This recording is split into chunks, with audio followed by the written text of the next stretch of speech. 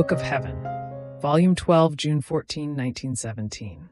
The more the soul strips herself of herself, the more Jesus clothes her with himself. Continuing in my usual state, I was praying my lovable Jesus to come into me in order to love, to pray, to repair, for I knew how to do nothing.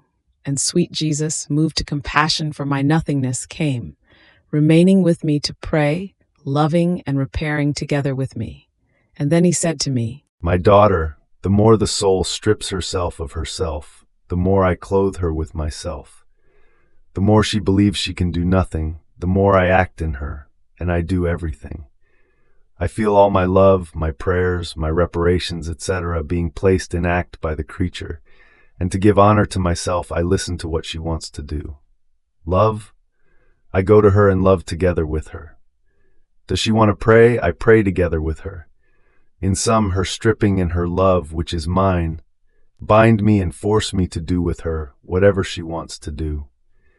And I give to the soul the merit of my love, of my prayers and reparations. And to my highest contentment, I feel my life being repeated, and I make the effects of my operating descend for the good of all, because it is not of the creature who is hidden in me, but it is mine."